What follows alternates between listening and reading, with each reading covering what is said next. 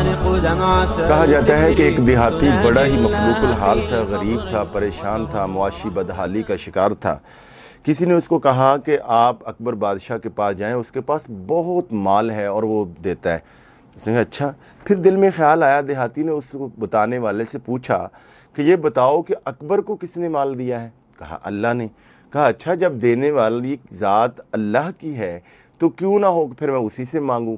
اور مسلح اٹھایا، جنگل میں چلا گیا اور جناب وہاں پہ جا کر کچھ لکڑیاں وغیرہ کاٹیں، کچھ محنت کی اور پھر تسبیح لے کے بیٹھ گیا اور نمازیں پڑھیں اور ذکر اذکار بھی کیا۔ جب وہ اٹھا ذکر کر کے تو مسلح کے نیچے سے تسبیح نکلیں اور جو لکڑیاں کاٹی تھی جب وہ لا کے بیچیں، اللہ نے بہت برکت دے دی۔ اگلے دن پھر گیا، پھر کرتے کرتے وہ تو امیر ہو گیا۔ حضرات گرامی قدر، یہ کہنے کو ایک کہانی ہے، ایک لطیفہ ہے، ایک واقعہ ہے، مگر یہ زندگی تبدیل کرنے والا ہے۔ ہم بھی دیکھتے ہیں کہ ہمارے عزیز و اقارب میں، دوست احباب میں، ارد و گرد میں بہت سارے لوگوں کو اللہ مال دیتا ہے۔ ہمیں ہوتا کیا ہے کہ یہ جس کو یہ اللہ تعالیٰ بندے کو مال دیتا ہے تو بندہ اللہ سے پاتا ہے۔ ہم پانے والے کی طرف دیکھتے ہیں کہ اس نے اتنا حاصل کر لیا، اس نے اتنا کر لیا، ہم یہ نہیں دیکھتے کہ دینے والا کون ہے۔ اور اس پانے والے کو ہی اگر ہم صرف دیکھتے رہیں اور دینے والے کی طرف نہ دیکھیں تو اس سے ایک حسد کا جذبہ پیدا ہوتا ہے، اس سے ایک محرومی سی لگتی ہے۔ جب ہم دینے والے کی طرف دیکھیں گے تو کبھی حسد پیدا نہیں ہوگا۔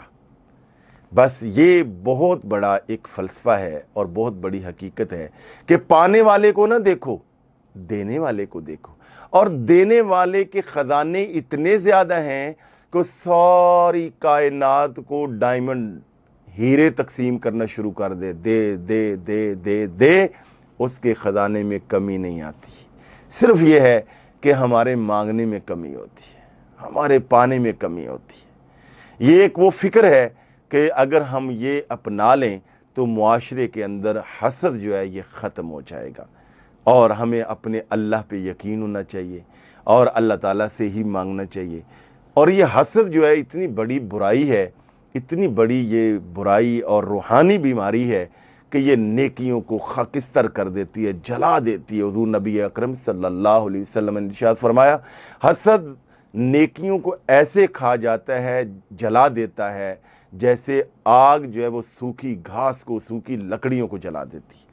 قرآن مجید کے آغاز میں سورہ بقرہ کے اندر جن برائیوں کا تذکرہ ہوا ہے، روحانی بیماریوں، ان میں سے ایک بڑی بیماری جو ہے یہ حسد ہے۔